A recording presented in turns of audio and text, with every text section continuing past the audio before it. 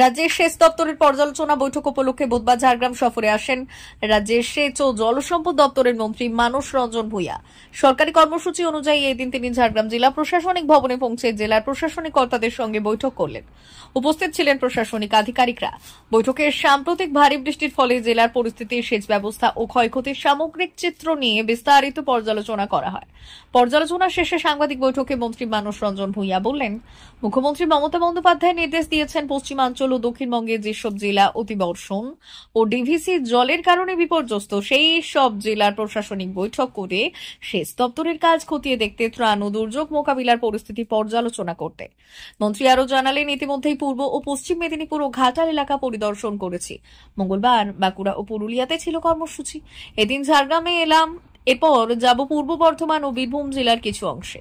এদিন তিনি আরও জানালেন, গোপীপল্লপুর ২ নম্বর ব্লকের সুবর্ণরেখা নদীর মালিঞ্চা গ্রামে নদীর পার ভাঙন প্রকল্পে নির্ধারিত ১২০০ মিটার কাজের সঙ্গে অতিরিক্ত আরও ১০০ মিটার কাজের অনুমোদন দেওয়া হয়েছে। সম্মানীয় মুখ্যমন্ত্রী মমতা বন্দ্যোপাধ্যায় আমাকে নির্দেশ দিয়েছেন আমাদের পশ্চিমাঞ্চল এবং দক্ষিণবঙ্গের যে জেলাগুলি অতিবর্ষণ এবং ডিভিসি গালুডির জলে বিপর্যস্ত সেই জেলাগুলি পরিদর্শন করতে, প্রশাসনিক বৈঠক করতে, সেচ দপ্তরের কাজ সমীক্ষা করতে এবং দুর্যোগ মোকাবেলা দপ্তর এবং ত্রাণের বিষয়টা খোঁজখবর নিতে। আমি পূর্ব পশ্চিম মেদিনীপুর করেছি, ঘাটাল স্পেসিফিক্যালি করেছি, কালকে পুরুলিয়া বাঁকুড়া জেলা করেছি, আজকে ঝাড়গ্রাম জেলা, এরপর যাব আমরা পূর্ব বর্ধমান বীরভূমের একটা বড় পার্ট। আজকে খুব ভালোভাবে প্রশাসনের পক্ষ থেকে ডিএম সাহেবকে ধন্যবাদ, উনি ইলেকশন কমিশনের মিটিংয়ে আছেন। এডিএম সাহেব এসেছিলেন, ডেভেলপমেন্ট অ্যাডিশনাল এসপি এসেছিলেন, আমাদের অফিসাররা ছিলেন ভিসিতে, আমার জেলা পরিষদের সভাধিপতি, সমস্ত কর্মাধ্যক্ষ ডক্টর আমার মাহাতো ছিলেন এবং আমার ইরিগেশন দপ্তরের superintending engineer, executive engineer, all WRIDDর সব ইঞ্জিনিয়াররা ছিলেন। তারপর সাব ডিভিশনাল আমাদের ডিজাস্টার ম্যানেজমেন্ট অফিসার ছিলেন।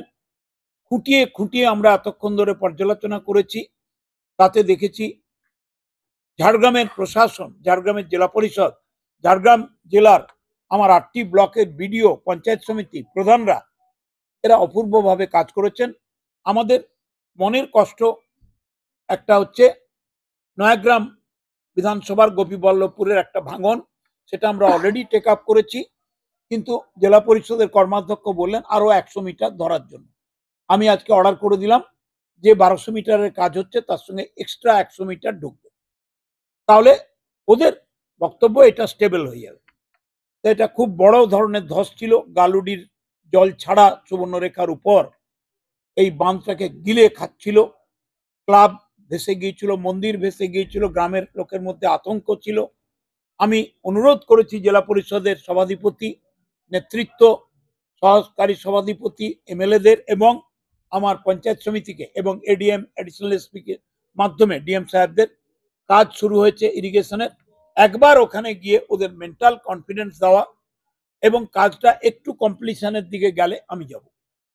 মুখ্যমন্ত্রীর এই নির্দেশ মাথা পেতে নিয়ে আমি ঘুরছি এবং ঝাড়গ্রাম আপনারা জানেন, জঙ্গলমহল জানেন, মুখ্যমন্ত্রীর প্রাণের জেলা। কিছু হলেই তিনি বিচলিত হয়ে পড়েন। তাই এখানকার মানুষদের, এখানকার জঙ্গলমহলের ভাই বোনেদের, আদিবাসী, মাহাতো, তফসিল, সংখ্যালঘু সবাইকে যাতে তারা নিশ্চিন্তে থাকতে পারেন, মুখ্যমন্ত্রীর এই নির্দেশকে মাথায় নিয়ে আমি ঘুরছি। আমি খুব ভালো লেগেছে এখানকার প্রশাসন তৎপরতার সঙ্গে, জেলা পরিষদ, পঞ্চায়েত সমিতি প্রধানরা, এমএলএরা, আমার সহকর্মী ভাই বোনেরা, সরকারি কর্মচারীরা, তারা খুব ভালো কাজ করছে। ফেডারেশনের ছেলে মেয়েরাও খুব ভালো কাজ করছে। মা ওয়েলফেয়ার ফাউন্ডেশন নেশা মুক্তি ও পুনর্বাসন কেন্দ্র বিজ্ঞানসম্মত আধুনিক পদ্ধতি ও অভিজ্ঞ চিকিৎসকদের দ্বারা চিকিৎসা ও কাউন্সেলিং করানো হয়। নেশার প্রবণতা থেকে বের হওয়ার জন্য চাই সৎ ইচ্ছা। এই নেশাসক্ত ব্যক্তিদের নানান সমস্যার সম্মুখীন হতে হয়, তারা চাইলেও এই পথ থেকে বেরিয়ে আসতে পারেন না, হতাশ ও একাকিত্ব বোধ করেন। তাদের ভুল পথ থেকে স্বাভাবিক জীবনে ফিরিয়ে আনতে আমরা বদ্ধপরিকর। মাদকাসক্ত ব্যক্তি পাগল নয়, খারাপ নয়, তারা শুধুই অসুস্থ। প্রয়োজন শুধু সঠিক চিকিৎসা।